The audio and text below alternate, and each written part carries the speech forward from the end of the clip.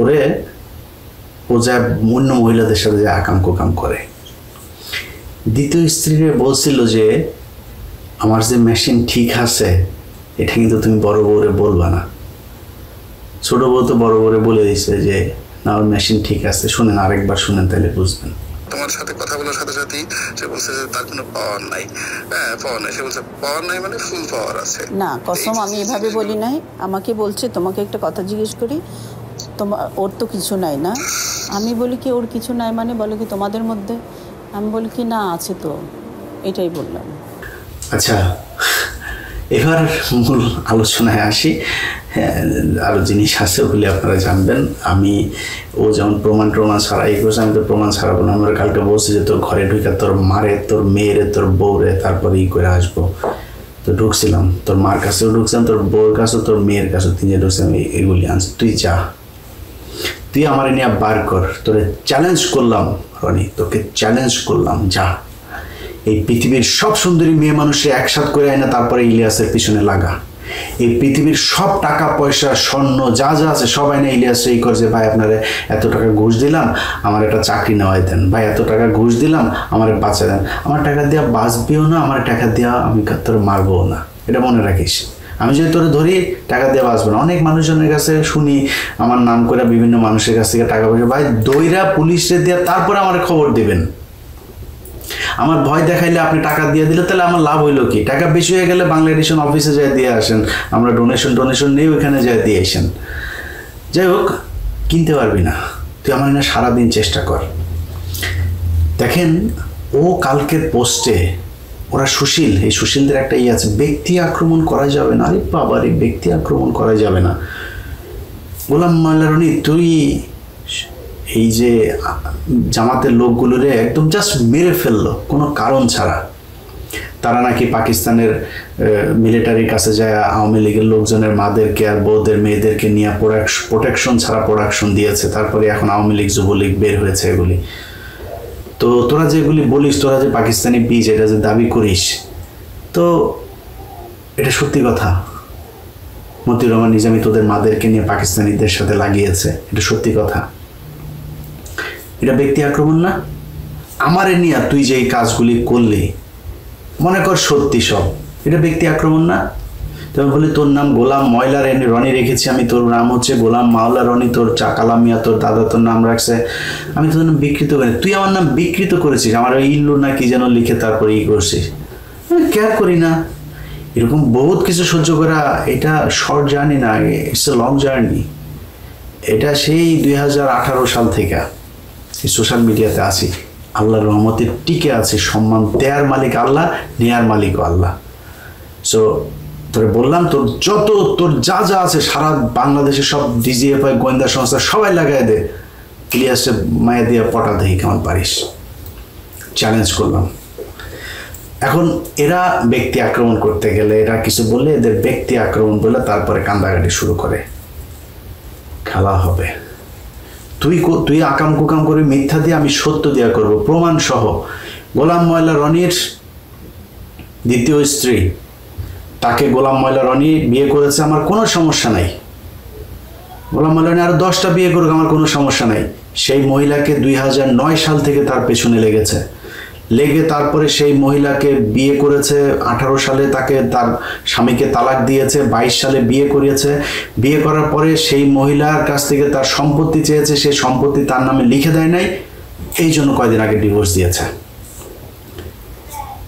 পৃথিবীর কোন আইন, কোন সভ্যতা, কোন মানবতা এটাকে অ্যালাউ করবে যে একজন নারীকে আপনি তার সংসার ভেঙে নিয়ে আসলেন, এনে তারপরে তার সম্পত্তির জন্য করলেন? সেই মহিলার ভাই নেই, মা নাই, বাবা নাই, বাবার সম্পত্তি বোনেদের মধ্যে বন্টন হয়েছে, বোনরা থাকে আমেরিকা, সে দেশে থাকে, সম্পত্তি সব সে দেখভাল করে। এই সম্পত্তি বাগিয়ে নেওয়ার জন্য গোলাম ময়লা রনি তার পিছনে লাগলো, বিয়ে করে টাকা পয়সা সম্পত্তি দেয় নাই, মহিলারে ছেড়ে দিল। কুত্তা খায়, হাগে মতে, ঘুমায়, মারা যায়। তুইও যদি কুত্তার মতো খাবি, হাগবি, মুতবি আর মারা যাবে এটার জন্য, এটা জীবন না। এখানে আরো অনেক কাজ আছে, সেই কাজগুলো করা উচিত। যাই হোক, অনেকেই এটা করেন। আমি আমার আজকের ভিডিওটা অনেকের কাছে খারাপ লাগতে পারে, অনেকগুলো খারাপ কথাও এখানে বলা হয়েছে। আমি আপনাদের একটু শেষ ব্যাখ্যাটা দিয়ে প্রোগ্রামটা শেষ করব। এই মহিলা আমার কাছে এসেছিল আরও অনেক আগে, তো আমি তখন কিছু বলি নাই। উনি আমার বলছিল যে ভাই আপনাকে আমি ভাই ডাকলাম, আমার সংসারটা আমি রনির সাথে করতে চাই, আপনি আমাকে একটু হেল্প করবেন। তা বললাম কী করতে হবে বলেন। তখন সে বলল যে ভাই আমি আপনি যদি একটা পোস্ট করেন তাইলে ও একটু ভয় পাবে, আমি আপনার কথা বলে তারপরে ওরে থ্রেট করব। ঠিক আছে, পোস্ট করলাম যে রনি তোরে 48 ঘন্টার মধ্যে সময় দিলাম, তুই করবি, তো স্ত্রী ফারজানার কথা বলে দেবে। এটা বলা হয়, সে বুঝলো যে ফারজানা নামে কাউকে একজনের সাথে আমার পরিচয় হয়েছে এবং সে তার দ্বিতীয় স্ত্রী। কেউ কিন্তু জানতো না তো ওই সময়। তার 2 দিন পরে সে আমার 2 ছেলেকে নিয়ে এত জঘন্য ভাষায়, এত জঘন্য নোংরা ভাষায় একটা পোস্ট করেছে। আমার কলিজার টান দিয়ে যদি ছিঁড়া ফেলতি না রনি, তো আমি এত কষ্ট পাইতাম না। আমার ছেলেদের নিয়ে খুব বাজে ভাষায় একটা পোস্ট করছিল। তারপরেও কিন্তু আমি ঠান্ডা হয়েছিলাম। ওই যে মহিলা বলছে যে ভাই কিচ্ছু বলি নেই। এখন 3-4 দিন আগে সে আবার আসলো, ভাই অনেক চেষ্টা করলাম, সে আমার সাথে থাকবে না, সে আসলে তার সম্পত্তি এগুলি লাগবে, সে আমার সাথে থাকবে না, এখন আমার ভাই আপনি কিছু একটা করেন। বললাম কি করবো আপা, আমার কাছে যে সুযোগ আছে আমি তো আপনার সংসারে ওরে বলে করতে পারবো, ওর সাথে আমি কথা বলতে পারবো না, আপনি করেন, যদি অনুমতি দেন তাহলে আমি ভিডিও আপনার বক্তব্য এগুলো আমি চালাইতে পারি। তো বললো না ভাই আপনি একটা কাজ করেন, পোস্ট করেন। আমার আগের পোস্টটা তো মনে করছে যে আমি করাইছি আপনাকে দিয়ে, ও যেন মনে করে ওর প্রথম স্ত্রী আপনাকে দিয়ে পোস্ট করেছে, এরকম কিছু একটা লিখে পোস্ট করেন। তখন আমি এই যে 2 দিন আগে একটা পোস্ট করলাম যে ইতি রুনু ওর দ্বিতীয় স্ত্রী, প্রথম স্ত্রী। তো এটা করার পরে আমি মনে করেছিলাম যে হয়তো ও দ্বিতীয় স্ত্রীর সাথে যোগাযোগ করবে বা কিছু একটা, উনি ওই মহিলা যেটা মনে করে সেটাই হয়তো কিছু একটা হবে। অবাক হইলাম, সে আমার মাকে নিয়ে যা মনে চায় তাই পোস্ট করে সে এটা করলো। ও বুঝতেই পারেনি আমার কাছে ওর কি কি জিনিস আছে। তো আমি দেখেন আপনাদের কাছে বিচার দিলাম যে আমি আমার ধৈর্যের সর্বশেষ সীমানা পর্যন্ত অপেক্ষা করছি। ও যদি আমার এরকম কোনো কিছু পাইতো, আমি আপনাকে গ্যারান্টি দিলাম, ও না বহু এই জগতে বহু মানুষজন আছে ভাই, আমার নিয়ে পাইলে সে পৃথিবীর সব দিয়ে তারা আটকানো যাবে না, আগেই আপলোড দিয়ে তারপরে অন্য কথা পায় না। সমস্যা হলো এইটা, এই জায়গায় আমার আটকাইতে, আমার সাথে বিশাল জ্ঞানজাম। কয় না ও সৎ আছে, জাউরা শালা একটা বদমাইশ, কিন্তু সৎ আছে, ওরে কেনা যাবে না, কিন্তু মা ও জাউরা, খুব জাউরা ভাই, আমি খুব খারাপ, আমার কেনা যাবে না, আমার মেয়ে মানুষ দিয়ে ফাঁসানো যাবে না, আমার ঘুষ দিতে পারবে না, আমি দুর্নীতি করি না, আমি সেল হই না, কিন্তু আমি খারাপ কোন দিক দিয়ে বল, কোন দিক দিয়ে খারাপ সেটা বল, এটা বলতে পারে না। তো সেইটা করলো, গালাগালি করে যা মনে হচ্ছে তাই লিখলো। আমি কিন্তু তার এটা আটকে রেখেছি এবং শেষ পর্যন্ত চেষ্টা করেছি যে এটার একটা সঠিক সমাধান হোক। আমি ভিডিও দিয়ে তারপরে কিছু মানুষ খুব মজা পাবে, দেখবে, না করে আমি মহিলাকে করেছি, কিন্তু শেষ পর্যন্ত রনির কারণেই সেটা আর হইল না, আপনাদের সামনে আনতে বাধ্য হইলাম, এই দেশের মানুষের কাছে বিচার দিয়ে গেলাম। এই ধরনের একজন অসভ্য অভদ্র মানুষ, তাকে কোনো রাজনৈতিক দলে নেওয়া তো বহু দূরের কথা, আমি প্রশাসনের কাছে বলবো এবং মোস্ট প্রবাবলি আপনারা জানতে পারবেন তার নামে একটা নারী নির্যাতন মামলা হবে। আমি আমার ব্যক্তিগত কোনো কারণে তার বিরুদ্ধে মামলা টামলাতে চাইতেছি না, আমি চাইলে ওরে আমি খাইয়ে দিতে পারি, এখন ধরাই দিতে পারি, আমার মামলাটাই এনাফ ওর জন্য। আমার পরিবারে কেউ ওরে নিয়ে একটা মামলা করে দিতে হবে, আর আমার পরিবারের মানুষ ভাই বহু নিরীহ লোকজন, এরা কখনই আমার এই জগতে থাকা পছন্দ করে না। আওয়ামী লীগ এখনও ধরেন আমি এই যে সেনাবাহিনী টাইনি নিয়ে করি, আমার একটা ভাই আছে অফিসে, আমার বাংলা এডিশনে, অফিস করা বন্ধ করে দিয়েছে। আমি আপনি যদি এগুলি করেন আমি আপনার অফিস টফিস করবো না, এই টাইপের অবস্থা। কিন্তু আমি ভাই নিরীহ পরিবারের সন্তান, আমার এদেরকে এখন মামলা টামলা জড়াইতে চাই না। এদেশের মানুষের কাছে বিচার দিলাম, আর তার স্ত্রী যদি মামলা করে পুলিশকে বলবো কোনো ধরনের ধানাই পানাই না করে তাকে দ্রুত গ্রেপ্তার করবেন, এর জেলে থাকা উচিত। এই যে অপরাধ করেছে এটার জন্য একটা নারীর সংসার ভেঙে তারপরে তাকে নিয়ে এসে শুধু সম্পত্তির জন্য তাকে এখন তার ভালো লাগে না, সে থাকবে না, এটা বলে শেষ করে দিল। এই ধরনের মানুষ, এটা বাংলাদেশে যত সকল যেসব নারীবাদীরা আছেন তাদের সবার রাস্তায় নেমে আসা উচিত। একটা নারীর জীবন এইভাবে ধ্বংস করে দেওয়া, এটা কোনো পয়েন্ট থেকে কোনো ডেফিনেশনে এটাকে হালাল করা যাবে না। যাই হোক, অনেক কথা হইল ভাই। আওয়ামী লীগের উপরে খুব খেপা ছিলাম, এখন তো আর ওরকম ওই দিন তো নাই, এখন আমাদের সুখের দিন, আমরা এখন দেশ চালাই। এখন আওয়ামী লীগের 32 নাম্বার সব কিছু পিছন দিয়ে ঢুকিয়ে দেওয়া হয়েছে হাসিনার। এখন আমাদের ওগুলি নিয়েই নেই, যেখানে অত খেপি না, রিল্যাক্স মুডে থাকি। সো তারপরেও অনেকদিন পরে এসে একটু আজে বাজে কথাবার্তা বলতে হলে এই জন্য সবার কাছে মাপ চাই, উপায় ছিল না। তো এই যে ন্যারেটিভ, সেই ন্যারেটিভের বিরুদ্ধে যদি জনাব তারেক রহমান সাহেবকে আর ডক্টর মোহাম্মদ ইউনূসকে যদি দাঁড়াতে হয়, তাহলে সঙ্গত কারণেই তাদেরকে জঙ্গিবাদের বিরুদ্ধে কথা বলতে হবে, তাদেরকে উগ্র মৌলবাদের বিরুদ্ধে কথা বলতে হবে, এবং পশ্চিমা দুনিয়ার সমর্থনের জন্য তাদের এই জিনিসটা খুব বেশি দরকার। পশ্চিমারা মৌলবাদকে, ধর্মীয় উগ্রবাদকে জমের মতো ভয় পায়। এবং দেখলাম যে ডক্টর মোহাম্মদ ইউনূস এবং জনাব তারেক রহমান সাহেব দুজনই বলেছেন যে বাংলাদেশে কোনো অবস্থাতেই উগ্রবাদ প্রশ্রয় দেওয়া হবে না, একই ভাষা। তাহলে কি বাংলাদেশে উগ্রবাদ এবং জঙ্গিবাদ ধেয়ে আসছে? এগুলোর কি প্ল্যান্টেশন হচ্ছে? এগুলো নিয়ে কিন্তু খুব কথাবার্তা বলা হচ্ছে। এবং ইতিমধ্যে আপনারা দেখেছেন যে সেনাবাহিনীকে উদ্দেশ্য করে নানা রকম কটূক্তি করা হয়েছে, তাদের মনোবল ভেঙে দেওয়ার জন্য নানা রকম কথাবার্তা বলা হচ্ছে। এবং ডক্টর মোহাম্মদ ইউনূস এবং সেনাপ্রধান তারা যত বিনয়ী হচ্ছেন, তত বেশি তাদের যারা প্রতিপক্ষ উগ্র হয়ে যাচ্ছে।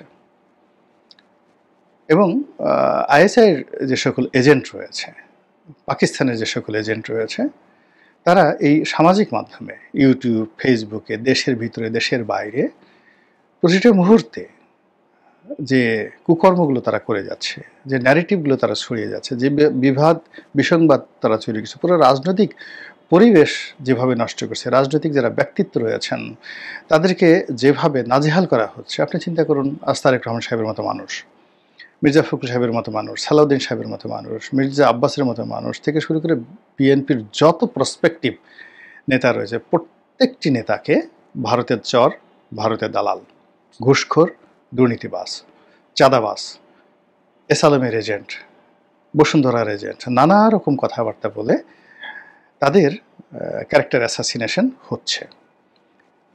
এটা দেশের ভিতর থেকে।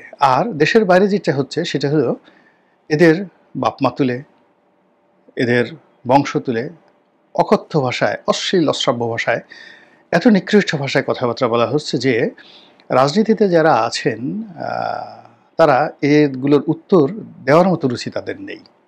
মির্জা আব্বাস একবার শুধু কুকুর শাবক বা কুকুরের বাচ্চা বলে গালি দিয়েছিলেন সেই কয়েকজন ইউটিউবারকে আমেরিকাতে, যারা তার চরিত্র নিয়ে নানা রকম কথাবার্তা বলছেন।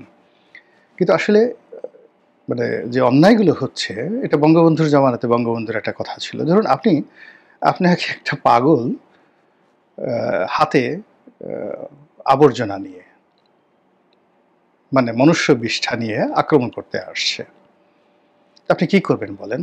লাঠি নিয়ে পাগলকে না মারা পর্যন্ত পাগল তো থামবে না।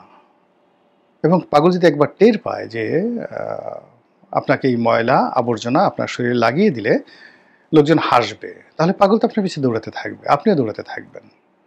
তো এক্ষেত্রে আপনাকে আসলে পাগলের সাথে পাগলামি করতে হবে, এর কোনো বিকল্প নেই।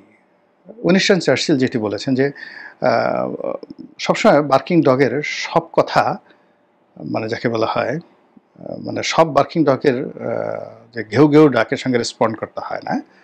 আবার তিনি বলেছেন যে কখনো কখনো কোনো কুকুরকে যদি দমন করতে হয়, মুগুর ছাড়া দমন করা সম্ভব নয়। এখন বিএনপির কে এমন সব লোকজন মানে নিরাপদ দূরত্ব থেকে এমনভাবে নাজেহাল করার চেষ্টা করছে, এমনভাবে তাদের দিকে করা হচ্ছে, এগুলো মুগুর ছাড়া আসলে সোজা করা সম্ভব নয়। আর সেই মুগুর এখন আসলে বিএনপি করতে পারছে না, বিকজ সামাজিক এই যোগাযোগে ধরা ছোঁয়ার বাইরে থেকে অনেক কুলাঙ্গার, অনেক বদমাইশ, অনেক আজে বাজে লোক সেই বিএনপির যারা শীর্ষ নেতৃবৃন্দ রয়েছেন, ইনক্লুডিং তারেক রহমান সাহেব এবং তার পরিবারকে নিয়ে নানা রকম কথাবার্তা তারা ছড়াচ্ছেন। আর এ সকল কথাবার্তার ফলে কি হচ্ছে, মানুষের মধ্যে একটা উগ্রতা তৈরি হচ্ছে।